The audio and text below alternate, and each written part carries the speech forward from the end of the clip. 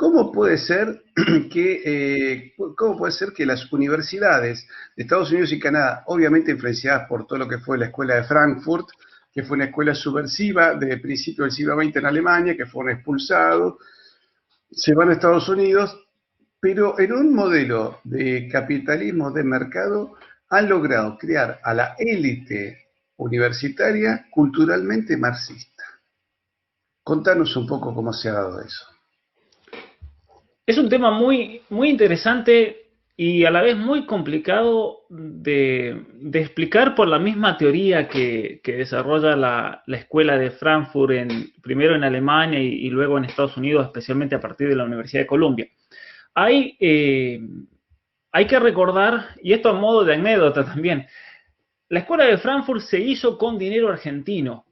Y muchos que estén escuchando, especialmente de Argentina, van a decir, pero ¿cómo eso se pagó con dinero argentino? Sí, porque había un multimillonario alemán que él se dedicó, Hermann Weil era el nombre, él se dedicó a exportar granos de la zona de La Pampa, hacia Alemania, y él, su hijo Félix, que heredó toda la fortuna, que siguió exportando granos de la Argentina a España, en 1923 decidió utilizar toda la fortuna de su padre, eran millones de marcos en esa época, para fundar un instituto dedicado específicamente al estudio de la sociedad alemana a la luz de un enfoque marxista.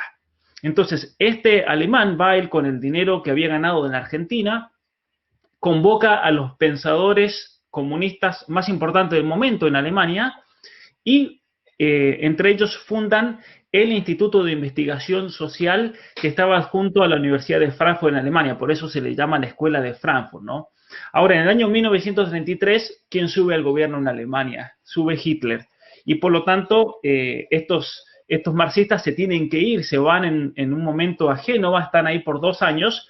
Y lo interesante es que Rockefeller, la Fundación Rockefeller, se los lleva a los Estados Unidos en el año 1933 para que continúen sus estudios, para que incluso estén al servicio del gobierno de los Estados Unidos. Recordemos que ellos estuvieron en varios departamentos del gobierno de los Estados Unidos, ellos estuvieron detrás de los servicios secretos, de la formación de la CIA en los Estados Unidos, ellos estuvieron detrás de varios proyectos de ingeniería social que eran muy funcionales en su momento a las políticas exteriores de los Estados Unidos, pero también eran funcionales a la Fundación Rockefeller, a todo lo que estamos viendo hoy en día en el programa de las Naciones Unidas y demás, toda la agenda globalista. De hecho, estos hombres, personajes de la Escuela de Frankfurt, ellos se decían a sí mismos internacionalistas, no existía todavía la palabra globalista.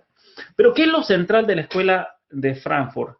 Que los mismos norteamericanos o ciertos referentes de la vida pública y política de Estados Unidos traen hacia Estados Unidos y se cavan su tumba, por así decir, porque es lo que hoy está sufriendo en gran medida toda esta batalla cultural los Estados Unidos. La teoría crítica de la Escuela de Frankfurt lo que hace es tratar de encontrar un método para las ciencias. Siempre para la ciencia ha sido el problema del método. ¿Qué método vamos a utilizar? Y lo que ellos hacen es crear un nuevo método de estudio científico, un método que conjugue todo lo que es la teoría de Freud con la teoría marxista. Y eso a ellos le ponen el método de la crítica o de la teoría crítica social.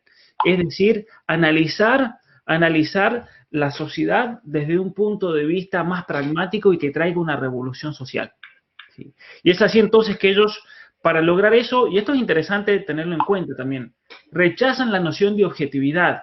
El conocimiento no puede conocer nada objetivo. Entonces ellos abrazan una especie de relativismo absoluto, ¿sí? Porque el conocimiento para ellos está incrustado en un proceso histórico, en un proceso social. Para que, se entienda hoy en día con un ejemplo concreto, con toda la imposición de la ideología de género, el fundamento que se usa para justificar la teoría del género es la autopercepción, los sentimientos de la persona. Esto en la teoría crítica vendría a significar lo siguiente: si la persona se siente así y se autopercibe, es así como esa persona constituye su propia realidad. Y por lo tanto, esa realidad tenemos que darle una protección legal, tenemos que llenarlo de derechos, de planes sociales y demás, porque es así como esa realidad se manifiesta. Y es así entonces que ellos van desarrollando esta teoría crítica para comprender la sociedad y especialmente por la crítica de las estructuras sociales y demás. Pero recordemos, y para esto hay que tener en cuenta que ellos toman profundamente el análisis hegeliano de la historia, de la dialéctica, ellos toman el análisis marxista de la lucha de clases y lo que hacen es transponerlo a ciertas ideas sociales o ciertas ideas culturales para tratar de realizar una dialéctica y una especie de lucha y de oposición. Entonces, por ejemplo, la lucha del hombre contra la mujer. Entonces, la opresión del hombre contra la mujer, que eso da lugar al feminismo. El feminismo es un fruto de la escuela de Frankfurt. Hay que liberar a la mujer de su familia, de su esposo. La lucha entre el ser humano y la naturaleza, que es todo lo que vemos en el ecologismo, por ejemplo. El ecologismo es todo un fruto de la teoría crítica social. La lucha del ser humano con los animales, que es toda la ideología del antiespecismo. Es decir, destruir todas esas categorías de ser humano, de vaca, de cerdo, de tal manera que ya no podamos creernos nosotros superiores, sino que somos todos iguales. Es toda la teoría del antiespecismo, que eso también viene profundamente de esta crítica social.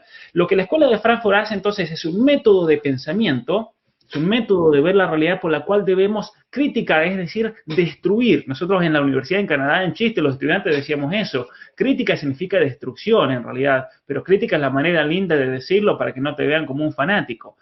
Crítica social significa destruir todas las instituciones sociales, todos los conceptos por medio de la dialéctica propia del marxismo para dar lugar a nuevas realidades.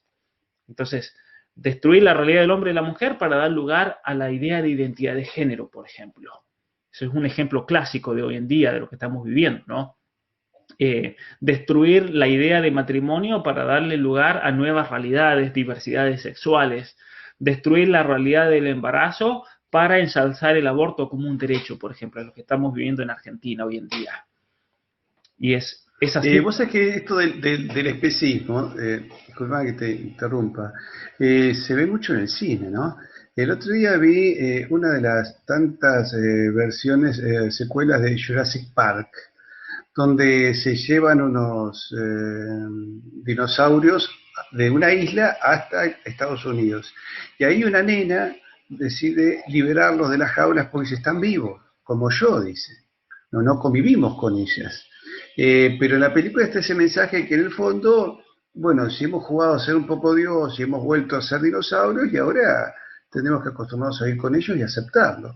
Con lo cual dice que te están diciendo que cualquier aberración es aceptable. Hasta que yo creo que estas películas que hablan de mutantes, yo creo que me parece que nos están preparando para las situaciones que se puedan prevenir con estas situaciones sanitarias donde pueden llegar a hacer cualquier cosa con nuestra salud, ¿no es cierto? Pero sigamos un poco con la Escuela de Frankfurt y las universidades norteamericanas. Bueno, una de las cuestiones interesantes es que ¿cómo es que penetra? También ese es otro tema interesante para profundizar. ¿Cómo es que penetra toda esta teoría marxista o de marxismo cultural de la Escuela de Frankfurt dentro de las universidades? Ellos tuvieron un estratagema bastante interesante, porque a modo anecdótico, cuando ellos crean su Instituto de Estudios Sociales en Nueva York, después un grupo se va...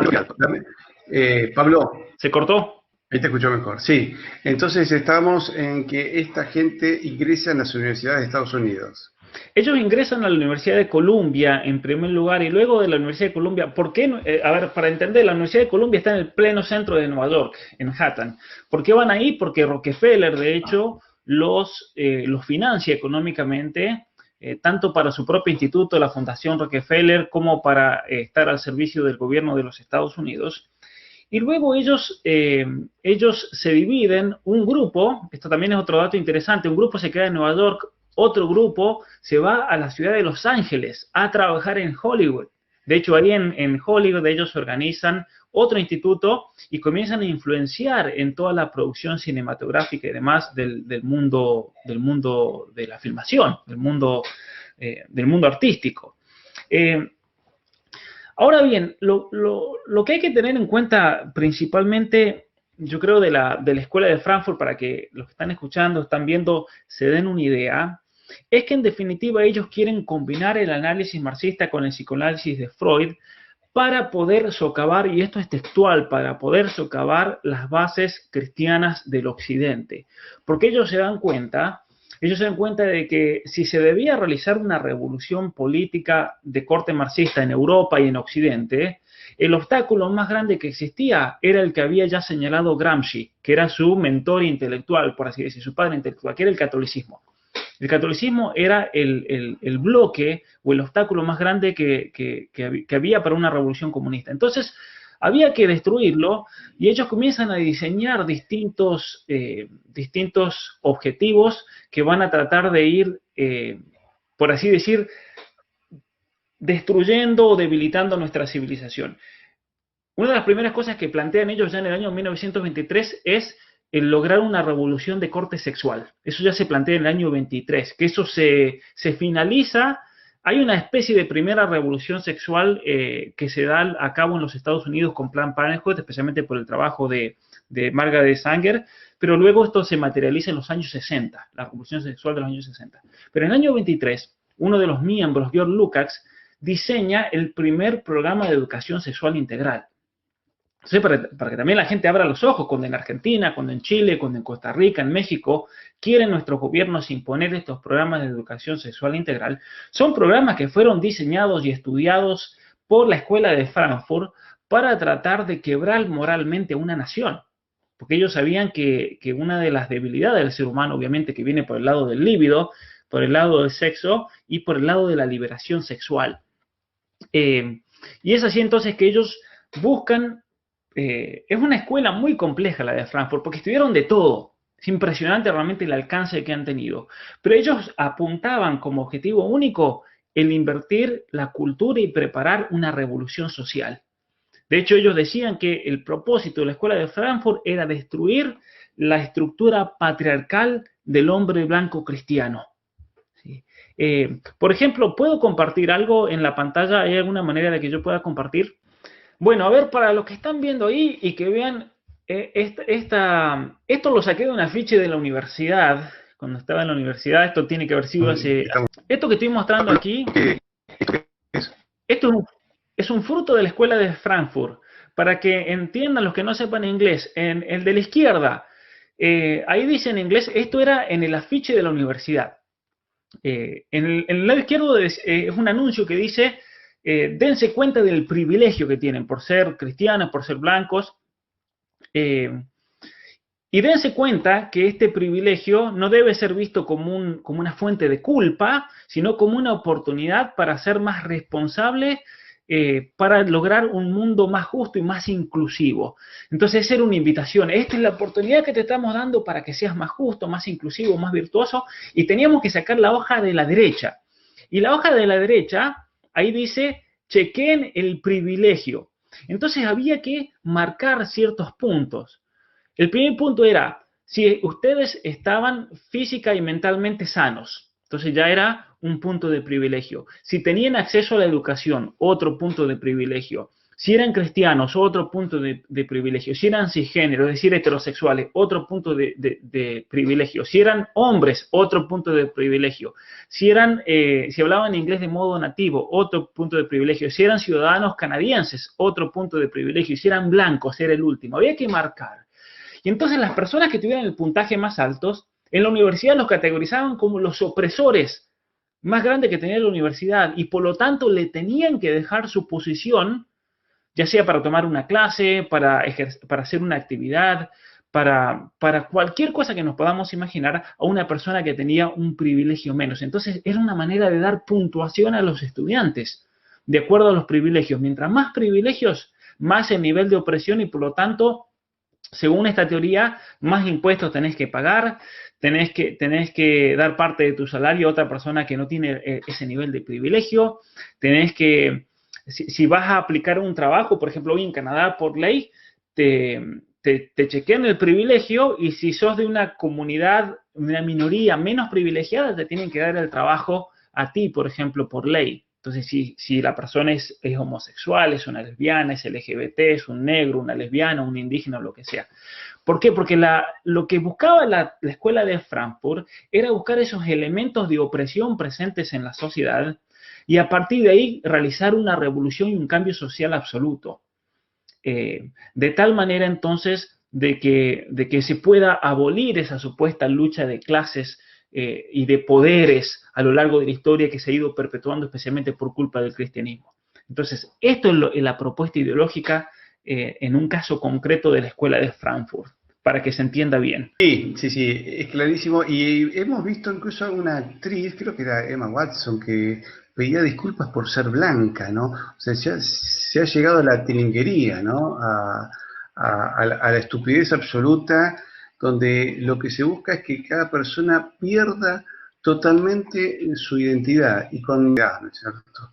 Donde a duras penas los matrimonios tienen hijos, cada vez menos, y esa sociedad se va muriendo, ¿no?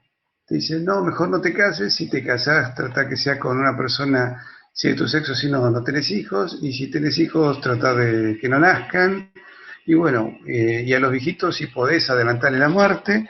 Entonces, esa sociedad realmente está en manos de gente que por lo menos no quiere al ser humano, ¿cierto? Y ahí podemos hacer todo tipo de análisis y suposiciones, pero evidentemente que el mundo está en manos de gente que no quiere a la humanidad, eso cada vez es más notorio. Yo creo que estamos en manos de psicópatas realmente.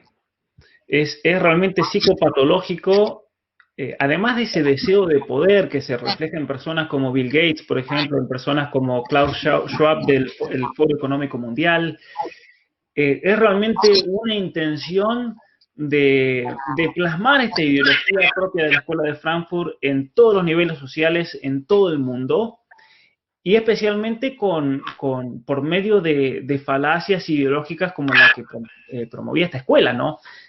Todo el hecho del ecologismo, por ejemplo, hoy en día hay movimientos en Estados Unidos y en Canadá que si uno tiene un hijo te acusan de ser un acto terrorista, porque es un ataque al planeta, por ejemplo.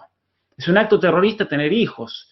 Es el plantearse no tener hijos, el ser inclusivo, ser diverso, darle lugares a otros grupos sociales porque supuestamente los cristianos y los blancos han oprimido a todo el mundo.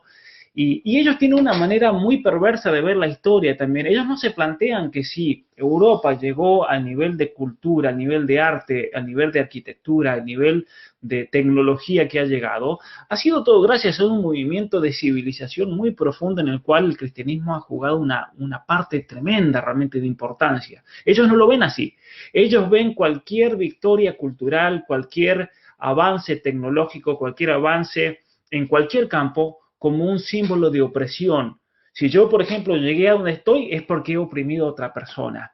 Entonces, con esta mentalidad perversa propia de la escuela de Frankfurt, como todo es relaciones de poderes, si España, por ejemplo, llegó a América y logró lo que logró, es porque oprimió y mató a medio mundo. Ahora, si eso tiene una corroboración histórica o no, eso no se lo plantean jamás. Jamás se plantean si realmente todas estas elucubraciones que ellos hacen tienen una verificación histórica. Y cuando uno le demuestra por datos históricos, por hechos de que eso es falso, que eso no se corrobora con la realidad histórica, no lo aceptan, porque ahí te sacan que toda interpretación es personal y que está condicionada por la cultura por la cual uno vive, donde uno vive. Por lo tanto, y ahí viene toda la cuestión de la hermenéutica y demás, ¿no? Entonces, es muy difícil a veces discutir con personas así que tienen una categorización y una manera lógica de pensar que está totalmente pervertida y va en contra de la razón realmente.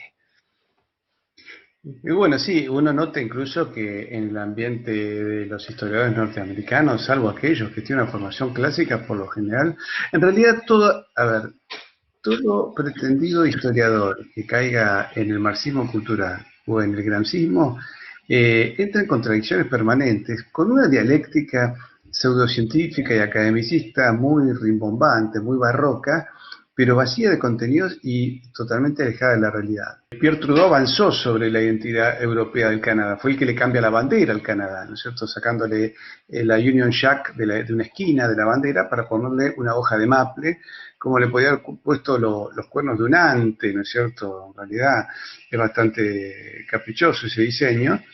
Y los canadienses, bueno, en su momento lo aceptaron, se nota que ahí no hubo reacción. La corona británica no sé si habrá dicho nada, algo, pero ya el padre avanzó en eso. Me acuerdo la madre, Madame Trudeau, era una mujer escandalosa. Ahora este muchacho, ¿tenía además de eso algún pergamino en la política como para llegar a primer? Absolutamente nada, esa es la gran paradoja. Esa es la gran paradoja porque aquí hay gente, mucha gente que está furiosa con Trudeau, pero para entender esto, en Canadá no se elige el primer ministro. Acá, en Canadá lo que se hace es elegir a los representantes en el Parlamento, lo que equivaldría en Argentina a elegir a los diputados, y son ellos, los del partido con más escaños en el Parlamento, los que a dedo eligen a una persona, y eligieron a Justin Trudeau, una persona que el único historial que tiene es haber sido instructor de snowboard en 2 temporadas y haber reemplazado en clases de teatro en un centro de educación pública en Vancouver, nada más. Es un hombre en su juventud y vida, los primeros años de vida adulta, que vivió de los millones de su padre. Su padre, como mencionaba, una persona profundamente marxista cultural, un claro ejemplo realmente del pensamiento de la escuela de Frankfurt, un joven entonces Justin Trudeau, que mamó de todo este socialismo identitario y que por lo tanto es muy funcional también a todo este globalismo y a toda esta agenda identitaria a nivel mundial. Yo creo que por eso lo eligieron. Una pregunta, ¿y el canadiense medio que ve que le está metiendo inmigración de distintos países del mundo, que es la característica cultural de Canadá, que uno lo ve como una suerte de Estados Unidos bis, pero no, Canadá tiene sus propias características? Yo diría que es más europeo que Estados Unidos. De hecho, sigue siendo nominalmente una monarquía, ¿no es cierto? Claro. El canadiense medio, ¿cómo toma estos cambios? El canadiense con formación realmente está viviendo una situación muy difícil porque está contemplando cómo le están destruyendo su país desde adentro, especialmente con toda esta cuestión ideológica de fondo. Eso por un lado. Y la sufren mucho. Y lo peor de todo es que a veces es muy difícil encontrar, como pasa en Argentina, también una representación política para poder acabar con todo este desastre, con toda esta agenda de ingeniería social que viene desde hace mucho tiempo. Recordemos que Canadá en el año 1982, estamos hablando hace 38 años, se reformó la Constitución. Es decir, lo que van a hacer en Chile, lo que ahora están planteando que quieren hacer en Perú. En Canadá se hizo en el año 1982, donde se reemplazó la Constitución por un charter que se llama una Carta de Derechos Humanos, que es tan ambigua que se puede interpretar de la manera que uno quiera. Eso es lo tremendo. Y ese es el problema de fondo en Canadá. El problema de fondo de Canadá es que tenemos una constitución que es tan ambigua que cada uno la puede usar para lo que quiera. La puede usar para justificar el aborto, la puede usar para justificar la eutanasia, la puedes usar para quitarle los hijos a los padres, de hecho se está haciendo, la puedes usar para todo lo que estamos viviendo hoy en día, toda esta cuestión totalitaria de la nueva normalidad. Es decir, la Constitución de Canadá realmente es lamentable gracias al regalo que nos dejó Pierre Trudeau, y el hijo simplemente ha venido a partir del año 2015 a tratar de culminar con todo este proceso de ingeniería social. De hecho es significativo los cambios sociales, legales y políticos que han habido en Canadá a partir del año 2015, cuando él comienza a ser el primer ministro. Ahora, tenemos un problema en Canadá, porque el primer ministro no se elige, y una vez que se elige es muy difícil sacarlo. Es muy difícil sacar un primer ministro. ¿Por qué? Porque aquí en Canadá tiene que renunciar a él, porque es una especie de monarquía. Tiene que renunciar a él para dejar de ser primer ministro, o tiene que llamar a elecciones y perder la mayoría en el Congreso, en el Parlamento. Es muy difícil perder la mayoría o tener la mayoría, que otro partido tenga la mayoría en el Congreso. De hecho, ellos no tienen la mayoría de los asientos hoy en día en el Parlamento, es el Partido Conservador el que los tiene, pero sin embargo no le da la mayoría. ¿Por qué? Porque tenemos a Quebec. Y Quebec es un problema porque Quebec es otra nación dentro de Canadá. Es como otro país. incluso legalmente. Y entonces Quebec tiene su propio partido, porque ellos van a luchar por sus propios intereses, obviamente, y entonces ellos siempre tienen 30, por ejemplo, miembros en el Parlamento que impiden que otro partido tenga la mayoría para elegir al próximo primer ministro. Entonces, ese es el problema, salvo que Trudeau renuncie por escándalos, que de hecho no lo ha hecho, a pesar de que ha estado envuelto en escándalos tremendos de financiero, de coimas y demás, es difícil sacarlo del medio. Ese es el problema con el sistema político de Canadá.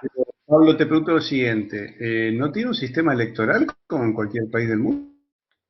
El sistema electoral aquí el sistema electoral solamente es para votar diputados, nada más. Es una monarquía. No hay, que Canadá está mucho más progresista que nosotros. ¿Cómo es eso? Totalmente. Y a ver, y Canadá también, recordemos que la autoridad máxima de Canadá, esta es otra de las situaciones políticas, es una monarquía parlamentaria Canadá. La autoridad máxima de Canadá es la reina de Inglaterra, Isabel II. Ella es la autoridad máxima de este país. Después, la autoridad segunda de Canadá es la gobernadora general, ahora es una mujer. El gobernador general, que es el representante, vendría a ser una especie de virrey, es la segunda autoridad. Y luego viene el primer ministro. El primer ministro simplemente es la autoridad dentro del parlamento, la autoridad más grande, ¿no? ¿Qué pasa en Canadá? Que en Canadá, como no tiene mayoría Trudeau, entonces tiene que transar, como decimos en Argentina, con el Partido Comunista, que es el NDP, y tiene que transar con el Partido Quebecois, el bloque de Quebec, para poder imponer toda esta gente. La reina no toma las decisiones sobre la política interna, las toma el primer ministro. Sí, las toma el primer ministro y las toma el Parlamento, pero la reina es la que tiene que certificar. Si la reina no firma, la ley no se hace ley. Solamente una ley se convierte en ley cuando la ratifica la reina. ¿Y ha habido alguna oportunidad en que la reina haya dicho no firmo tal ley? No, han habido oportunidades en las cuales en los últimos años la reina ha intervenido en cuestiones legales. Por ejemplo, hubo un caso tremendo de 2 jóvenes menores de edad que raptaron a una chica, la prostituyeron, la drogaban, la prostituían a cambio de droga. Entonces, cuando la policía de Ontario finalmente descubren a este caso, como eran menores de edad no los podían condenar y la reina los hizo mayores de edad. Así que se acabó el problema, los condenaron como mayores de edad porque la reina sacó un decreto y los hizo mayores de edad, por ejemplo. Ese tipo de intervenciones han habido en los últimos años, relacionadas a crímenes generalmente, ¿no? Para incluso dar una condena más fuerte de la que había dado el juez. Y después, en el otro caso en el cual ha intervenido la reina es cuando hay un empate. Cuando hay un empate en el Parlamento, la que desempata es la reina.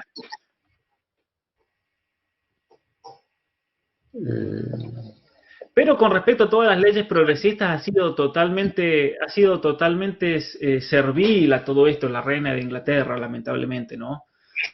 Quien paradójicamente es la cabeza de la iglesia anglicana. Pero sí, lo que sabemos, viste, que es un cristianismo muerto, ¿no? El anglicano. Claro. Como un amigo, un profesor universitario que tuve en la Universidad de Princeton, él había sido pastor anglicano por muchos años y él abandonó la iglesia anglicana porque él me dijo, ya no es cristiano eso, es otra cosa, es un post-cristianismo. Es como tenemos el posmodernismo dentro de toda esta ideología progresista, tenemos el post-cristianismo de la iglesia anglicana. De hecho, aquí en Canadá las iglesias anglicanas, muchas no creen en Dios explícitamente, porque ellos... Directamente porque lo ven como una etapa del pasado, de la evolución del ser humano. Tenemos la bandera LGBT en todas las iglesias luteranas, la Iglesia Unida de Canadá, la Iglesia Anglicana. Bueno, algunas católicas también, hay que decir eso, ¿no? Las iglesias católicas tienen la bandera LGBT, pero es un desastre, digamos, el nivel de progresismo cómo ha inmiscuido en todos los niveles de la sociedad, en la iglesia, en las universidades, en las cortes. En las cortes hay casos de justicia que son una locura, porque son todas sentencias marxistas. Donde el que tiene más pierde simplemente porque tiene más, por más que tenga razón, por más que sea una cuestión de justicia que le han robado, por ejemplo. Es una locura muchas de las cosas que se están viviendo. Toda la justicia del género que ahora se está empezando a ver en Argentina. La perspectiva de género, juzgar con perspectiva de género. Aquí si te denuncia un homosexual, una lesbiana, un transexual, sonaste porque por perspectiva de género le tiene que dar la razón al otro, aunque el otro sea el culpable. Vos sabés que estoy leyendo material sobre la mujer, la indígena en la América pre-española, ¿no? Y, por ejemplo, cuentan que se analiza la cultura aborigen desde estas perspectivas que yo diría de sexo, no de género, porque género tiene las cosas, las personas tenemos sexo.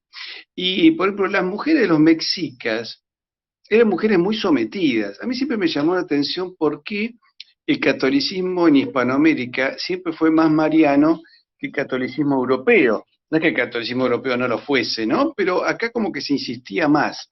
Viste que uno ve el catolicismo europeo es más la imagen del Sagrado Corazón de Jesús, ¿no? Y acá era más siempre la Virgen María. Y era que, claro, las tribus de los mexicas eran tribus guerreras. Entonces, la importancia social era la del hombre, el hombre guerrero, el hombre cazador. Y la mujer, entonces vos ves, por ejemplo, esculturas de hombres haciendo acrobacias, cazando, haciendo mil actividades, ¿no es cierto? Generando sacrificios rituales, lo que fuese. Pero no, y de mujeres solamente cargando niños. Ahora, ¿qué ocurrió? Estas mujeres eran muy oprimidas y se rebelaban contra los hombres. Los enfrentaban a costa de golpes, de castigos, pero no era una relación. Es decir, no es que los indios vivían en América como hippies en la región del Bolsón, la Patagonia, cantando canciones de Sui Generis o los Beatles. No, realmente era una situación espantosa. Y claro, estas mujeres, cuando llega el cristianismo y ven que ya no tienen que entregar a sus hijas para sacrificios humanos, le hablan de Jesús, que es un Dios que no hace sacrificios humanos, que Él se sacrifica por los demás y que además tiene una mamá. Vos te das cuenta del cambio que fue para esa mujer, diciendo, ¿cómo que ese Dios tiene mamá? Y sí, tiene mamá, y además es buena. Y aparte, ¿y eso qué significa? Y que la mujer tiene derechos como el hombre. Claro, evidentemente esas mujeres adhirieron rápidamente a lo que ellos llamaban el Dios bueno. Jesús era el Dios bueno, porque los dioses de ellos eran malos. Entonces, la adhesión fue inmediatamente a la Virgen y también por eso el rechazo de muchas de esas mujeres a toda influencia protestante, porque vean en el protestantismo una reducción nuevamente de la mujer a un estado de servilismo. De hecho, todos estos movimientos feministas nacen en países de origen protestante. Porque en el mundo español no solo tuvimos reinas, tuvimos gobernadoras, tuvimos virreinas con poder, tuvimos una mujer almirante y tuvimos una mujer que tomó las decisiones para salvar a España y a América en más de una circunstancia. Es decir, la contraarmada de Isabel I pierde cuando María Fernández de la Cámara y Pita, ahí en Galicia, en La Coruña, enfrenta a los ingleses y le dice a los soldados que retrocedían, quien tenga honra que me siga. Y ella termina matando al primer alférez, y después los ingleses contaban que veían una loca que los reventaba a tiros desde la muralla, ¿no es cierto?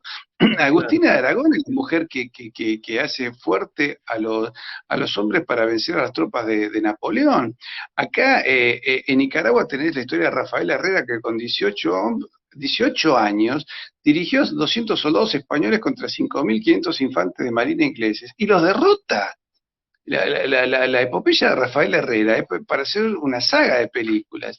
Y en Buenos Aires, en las invasiones inglesas, acordate, Manuela Pedraza, la tucumanesa, que avanza junto a su marido. Cuando su marido muere, ella le arranca el fusil al inglés, lo mata al inglés, y luego dirige ella a los soldados para poder ingresar en la Catedral de Buenos Aires y seguir combatiendo contra la tropa inglesa. Martí Céspedes y sus 3 hijas capturan a 12 soldados ingleses en la segunda invasión inglesa, creo, ¿no? En la primera, le entregan 11 a Liniers. Uno se lo quedan para marido de una de las hijas. Pero esa particularidad que tenían. Pero la mujer es la que convence al hombre que tenía que ir a pelear contra los ingleses en Buenos Aires. Entonces, esta cosa del feminismo es una ideología que nace en países protestantes. Entonces, yo entiendo la decadencia de ese cristianismo fato, como es el anglicanismo o el luteranismo, que salvo honrosas excepciones de algunos pastores que los tipos tienen algo de fe y que a veces han leído algún místico católico y que han tratado o se leen la Biblia, aunque sean malas traducciones, pero se la aprenden de memoria, que tienen fe, pero por lo general es una fe muerta. Tiene más fe las sectas evangelistas que el anglicanismo, ¿no es cierto? O el luteranismo, que sería como la madre de todos ellos, ¿no? Yo creo que Y eso explica el en la iglesia, evangelismo en los Estados Unidos también, porque es un rechazo a ese protestantismo muerto. Muchos cristianos evangélicos en los Estados Unidos se salieron de toda esa podredumbre del luteranismo, del anglicanismo, porque no llevaba nada, era una fe muerta realmente, y fue una especie, un rechazo. Por eso también todo el resurgimiento de todos estos movimientos, en su momento no carismáticos, evangélicos en los Estados Unidos, como un rechazo. De hecho, los grupos cristianos pro vida en los Estados Unidos de origen protestante son los evangélicos, digamos, no los tradicionales, los luteranos, los anglicanos, son todos pro aborto, por ejemplo. Es interesante, están a favor claro, del matrimonio homosexual, es un progresismo pero absoluto. Ahora, una cosa que quería comentar, Patricio, que mencionaba de cómo el feminismo se arraiga en países protestantes, pero es interesante también, hay un hecho eh, que no es meramente anecdótico. Todos los miembros de la Escuela de Frankfurt eran de origen judío, todos, absolutamente todos estos pensadores. me vas a meter en un lío con ese tema. No lo voy a meter a un lío porque es un hecho que estos pensadores de la Escuela de Frankfurt comienzan a elaborar la teoría de la liberación de la mujer y a qué tipo de mujer captaron. Esto es una cuestión que me he dedicado a estudiar para un libro que quiero sacar en el futuro sobre el tema del patriarcado. Y a las mujeres, históricamente, a las mujeres que captaron en los Estados Unidos para que sean las ideólogas del movimiento feminista fueron todas judías, estas mujeres. Y esto es interesante porque eran mujeres que provenían de ambientes ortodoxos en los Estados Unidos. Venían principalmente de la ciudad de Brooklyn, las afueras de Nueva York, enfrente de la ciudad de Nueva York, de la isla. Venían de ambientes que eran represivos, tal vez, de ambientes muy estrictos, muy rígidos.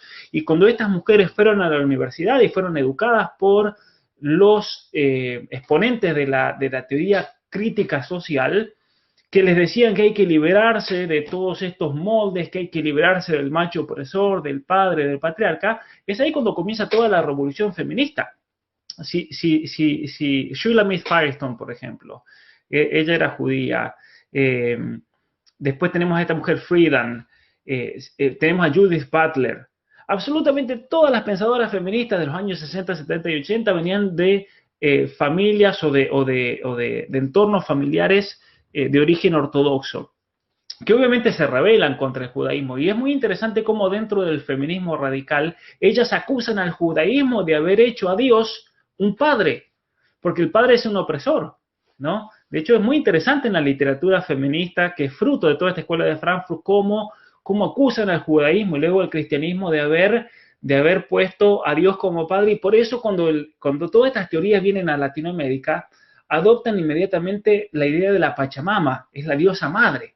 De hecho, hay toda una rama dentro del marxismo feminista, que es el feminismo cultural, que surge como una reacción a ese feminismo que niega y destruye a la mujer. Y estas mujeres dicen, no, pero para nosotros somos mujeres todavía, tampoco es tanto, para tanto, ¿no? De hecho, las feministas están peleadas en muchas ramas entre sí. Y esta rama del feminismo cultural, ellas quieren valorizar el aspecto femenino de la mujer y ellos lo hacen buscando una conexión con una diosa madre, que es la naturaleza. Y por eso también caen en todas estas ramas del ecologismo y demás, ¿no? Y por eso también todas estas ideologías en Latinoamérica, en Argentina, toman la Pachamama porque les viene bien a su estructura conceptual ideológica, ¿no? De crítica teórica. Lamentablemente, Bergoglio ha tomado eso, ¿no? Como cabeza de playa de todo un tema ideológico que va a ser un gran desastre acá en América, ¿no? Vos sabés que lo que vos decís me resulta muy interesante porque yo consulto, he recibido muchísimo material de historiadores judíos porque, bueno, tienen, viste, ese sentido de trascendencia, mirar el tiempo, ¿no? De pensamiento a largo plazo.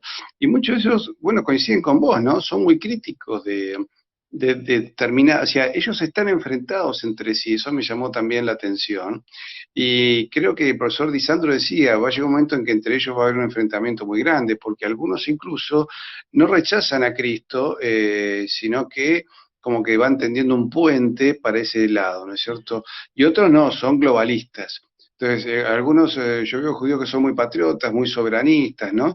Y otros no, que son globalistas. Uno nota ya ahí un enfrentamiento que veremos qué va a ocurrir con el tiempo, pero creo que ahí va a haber mucha tela para seguir cortando, ¿no es cierto? O sea, no es no es un mundo igual, no es homogéneo, ¿no es Oh, no, cierto? para Bueno, nada. sí, De hecho, los Soros, musulmanes creen que nosotros, los musulmanes creen que los anglicanos y nosotros somos lo mismo, por ejemplo. claro. Dicen, no, nosotros cristianos.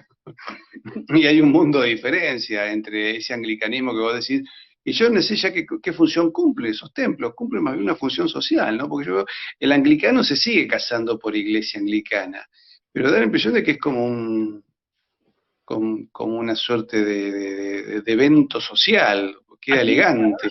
sí, aquí en Canadá todas estas iglesias presbiterianas, luteranas, de corte, tal vez las calvinistas de origen holandés no, porque son todavía muy fieles y son muy tradicionales y con valores y demás, pero las iglesias tradicionales, luteranas, anglicanas y demás en Canadá son simplemente un evento social. Van a la iglesia el domingo para juntarse con... Son todos ya gente mayor de edad, son todos de 70, 80. Cuando esta gente se muere, esas iglesias no sé qué van a hacer.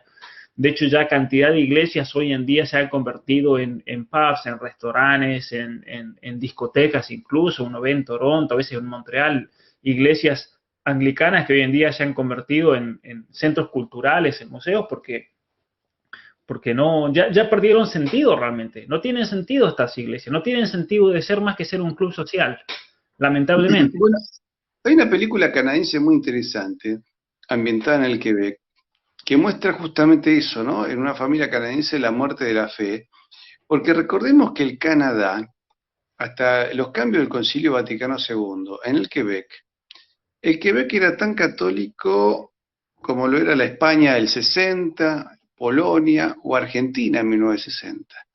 Era era un pueblo muy católico. De hecho, se decía que el 95% de los quebequenses iban a misa el domingo en 1960. A mediados de la década del 60, cuando ya se empiezan a meter todos los elementos del modernismo, dicen que baja a la mitad. Y ya sobre principio del 70, ya con la implantación de la misa nueva y de las corrientes nuevas de moral, bajó la cuarta parte y dicen que hoy el 5% de los quebequenses va a misa. Ha reducido mucho. Y si hay algún tipo de reacciones, porque hay algunos hispanos, hay venezolanos o españoles que son católicos y que tratan de darle un empuje a lo que queda, ¿no? Ese fuego remanente y volver a tratar de levantarlo, ¿no? Pero me parece que esa es una realidad dentro del daño del marxismo cultural en Canadá, ¿no es así? Totalmente, el caso de Canadá es realmente paradigmático, porque recordemos que Quebec, vamos a hablar de Quebec, no de Canadá, a ellos no les gusta que se hable de Canadá si se habla de Quebec, ¿no? Esa es otra cosa nacional, ahí nacionalista. Pero Quebec y Holanda, estas dos regiones dieron más misioneros a la iglesia en el siglo XX que todos los otros países combinados. Eso es impresionante. La cantidad de misioneros que salieron de Quebec y de Holanda. Hoy en día, Quebec y Holanda son... Perdón, Holanda. Holanda, Holanda, produce. Holanda, sí, sí, sí, el sur de Holanda y después Bélgica, obviamente, con todos los padres blancos que fueron al Congo y a distintos Sí. países de África, y Quebec. Tengo entendido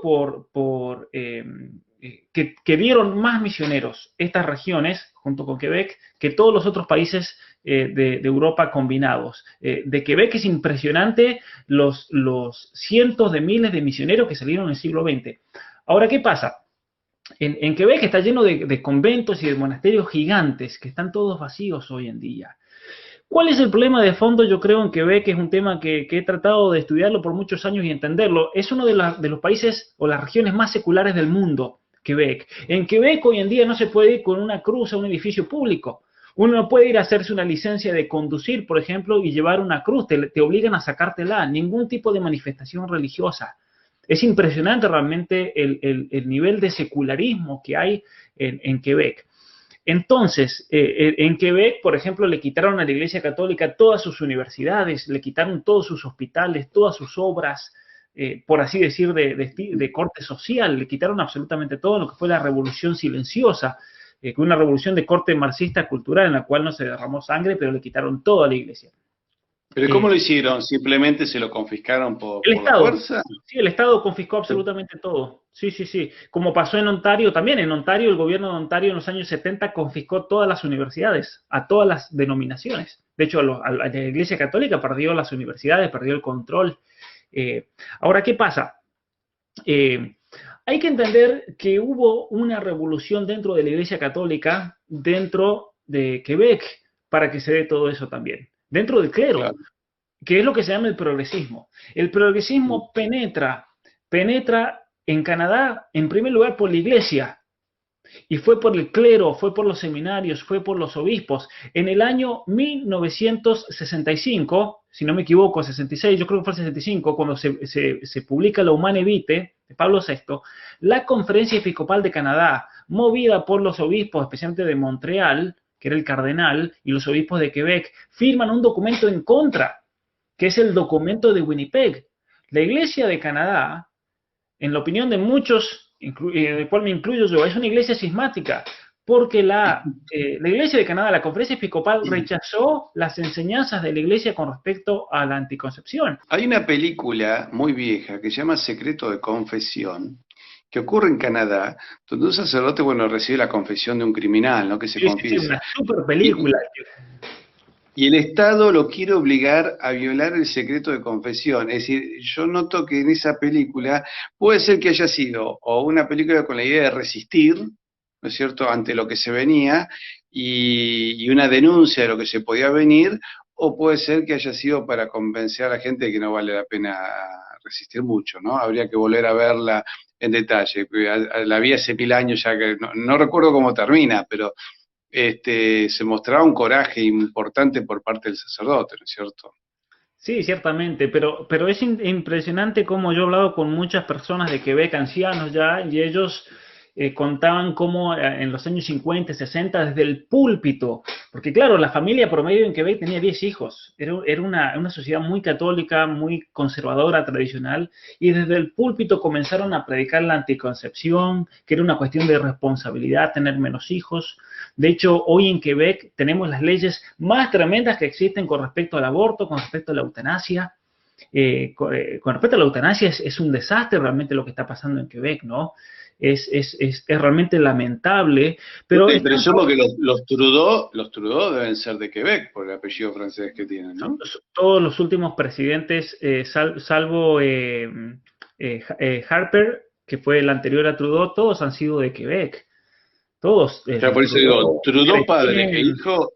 Trudeau padre e hijo deben ser de Quebec, ¿o no? Claro, sí. De hecho, todo el progresismo actual en los últimos años, en todos los últimos primeros ministros y gobiernos, ha sido todo controlado desde Quebec. Quebec es la puerta del laicismo al estilo francés en Canadá, todo el secularismo. Por eso ese dicho de la corrupción de lo mejor es lo peor, ¿no? Es el caso de Quebec. Quebec pasó de ser una sociedad, cuando estuvo aquí, por ejemplo, estudiando Carlos Sakeri, ¿no? Una universidad muy católica, Laval, una sociedad cristiana católica, eso desapareció todo. Eso cayó todo de la noche para la mañana por este fermento ideológico por parte de la iglesia, del clero y por parte de las universidades también. ¿Y cómo hace vos para resistir como profesor en Quebec? Bueno, yo no estoy en Quebec, pero sí me ha tocado ir a conferencias y demás. Yo creo que aquí, si uno está bien formado, si uno tiene una filosofía fuerte y una fuerte metafísica y especialmente un conocimiento profundo de datos en los temas en los cuales uno se maneja, en el caso mío de la ideología de género, por ejemplo, con datos reales acerca de la neurobiología, del ser humano, la psicología y demás, a esta gente, como tiene una manera muy trastornada de pensar y una lógica, la lógica propia de la teoría crítica es una lógica que cae por sí misma, hay que tener, yo creo que temple, carácter, pero si te enfrentás, lo das vuelta, porque no tiene realmente, no tiene sostén lo que promueve estas teorías feministas radicales, de teoría crítica y demás. No tiene sostén. Y la paradoja es que cuando los estudiantes te escuchan hablar y presentar la realidad de otra manera, eso atrae mucho a los jóvenes también. Eso atrae. Lo cual eso también va a traer la envidia del resto, porque si se te vienen todos los estudiantes a tu clase, entonces te va a causar una envidia tremenda y te van a acusar de macho opresor o de lo que sea, ¿no? Pero yo creo que la verdad es muy bella y se impone por sí misma también. Y es lo que los jóvenes necesitan hoy en día. A ver, para que se entienda bien, los jóvenes en Canadá y en Estados Unidos también, pero yo creo que en todas nuestras sociedades, están ansiosos de una respuesta hay mucha desesperación, hay mucha ansiedad. Y cuando van a la escuela, cuando van a la universidad, donde se supone que iban a ser formados, lo único que encuentran es un lavado de cabeza y se hastían. Entonces, es un hecho que en Estados Unidos y en Canadá los jóvenes en el primero o segundo año de universidad abandonan. Eso es un problema gigantesco que están teniendo las universidades hoy en día. Y son tan estúpidos, perdón por la palabra, que no se plantean si es por culpa de lo que enseñan. No se lo plantean. No se lo plantean de que los estudiantes en realidad se hastían de tanta basura. Se hastían, y aquí en Canadá... De hecho, acá se ve en Buenos Aires también, en la Universidad de Buenos Aires, el hartazgo de entrar a una clase donde vos decís, bueno, una clase universitaria, esperás que el profesor sea una réplica de Platón y te viene con un discurso de marxismo cultural que da miedo. Escúchame, con respecto a las universidades de Estados Unidos y Canadá, ¿vemos el mismo fenómeno o hay algunas universidades que resistan? Hay universidades que resisten, pero para entender cuál es la grandeza o el prestigio que ha sido a veces tan hablado de las universidades de los Estados Unidos. Y aquí viene la paradoja: el prestigio de las universidades en los Estados Unidos, en Canadá, venía por el hecho de que enseñaban programas que estaban alrededor de lo que se llama los grandes libros de nuestra civilización. Y entonces, uno si va o iba a la Universidad de Harvard, si uno iba a la Universidad de Yale, a la Universidad de Princeton, cualquier universidad importante que uno mencionara, se enseñaban un currículo donde había que estudiar y leer todos los grandes libros de la civilización occidental, pasando por Aristóteles, por Platón. Había que leer la Suma Teológica. Es decir, hasta el año 70 en la Universidad de Harvard, en la Universidad de Stanford, de Yale, se leía la Suma Teológica porque había que enseñarle a los jóvenes a pensar. Eso es interesante, se enseñaba la metafísica, especialmente la metafísica que se origina en el medioevo cristiano, porque tenían un conocimiento y si bien también muchas falencias, especialmente con respecto a España y toda la historia de la hispanofobia y demás, pero tenían realmente un formato de estudio que era bastante profundo y que eso fue lo que le dio prestigio a estas universidades. Eso hay que aclararlo también. Ahora, a partir de los años 70 y 80 comienza toda una revolución en los planes de estudios por los cuales le dan, gracias a la teoría crítica de la Escuela de Frankfurt, comienzan a dejar de lado todo el estudio de la cultura occidental para darle lugar a nuevas culturas, a minorías, a los programas de estudios de la mujer, del género, feministas, afroamericanos, indígenas, y es ahí cuando se termina aguando totalmente la educación y termina convirtiéndose en una basura, por así decir. Entonces, en los Estados Unidos, lamentablemente, la mayoría de las universidades, por presión social, por presión política, por presión mediática, sufrieron esta infiltración del posmodernismo, del marxismo, del historicismo y demás. Pero gracias a Dios, ante la urgencia, ¿no es cierto?, de lo que estaba, habían muchos profesores universitarios que se dieron cuenta, esto se está yendo todo a la basura realmente, y ahí por el esfuerzo conjunto de muchos profesores comenzaron a fundar o refundar universidades de acuerdo a los principios de nuestra civilización occidental. Y es así cuando se funda, por ejemplo, el Thomas Aquinas College en California, se funda Christendom College en Virginia, se funda la Universidad de Dallas, en Dallas, se funda en Kansas. Hay un grupo de intelectuales realmente muy importante, el caso de John Senior, por ejemplo, que se van después a Kansas y ahí refundan Benedictine College, el caso de Steubenville. Todas estas universidades que acabo de mencionar son las únicas universidades que yo recomiendo para estudiar en los Estados Unidos. Porque son las únicas universidades donde realmente van a aprender a pensar, van a estudiar acerca de nuestra civilización occidental. Los grandes programas de los grandes libros que se estudiaban antiguamente en Harvard, en Yale, en Princeton, no se estudian más. Hoy en día, ir a Harvard, hoy en día ir a Princeton, ir a Yale, por ejemplo, hacer el undergraduate, como se llama en los Estados Unidos, es ir a que te laven la cabeza con teoría social, con crítica marxista. Es una pérdida de tiempo. Por lo cual terminamos teniendo, mira, María Elvira Rocabaría un día dijo, analfabetos hubo siempre. El problema es que ahora salen de las universidades. Y lo cual es cierto, a mí me sorprende cuando me consultan profesores que tienen buenos títulos, y me consultan temas de historia, y yo veo que no logran enfocar, o sea, sospechan que hay algo que está mal en la formación. Y a Dios gracias que sospechan, ¿no? Y han visto, entran en mi otro canal, Historia con Patricio Long, donde tengo mayor contenido de historia, y empiezan a analizar y ven que hay un montón de cosas que no cierran en nuestra historia. Y ahí se empiezan a hacer preguntas, pero tienen que hacer, digamos, un cambio de paradigma. Es como si tuviese que volver a estudiar todo. Lo mismo pasa en otras ciencias, ¿eh? Uno escucha a personas que están en otras áreas de otras ciencias, no vamos a decir cuáles porque si no, pero dicen que Yo voy a decir, en la materia, literatura hoy en día está destruido. claro, tienen que como que rehacer todo porque lo que aprendieron, que se suponía que servía para servir a los demás, termina por no servirlo. No, digamos, lo saca totalmente fuera de contexto, les pone paradigmas e ideas que son absolutamente caprichosas y que no sirven, no sirven para la función para que supuestamente se formaron.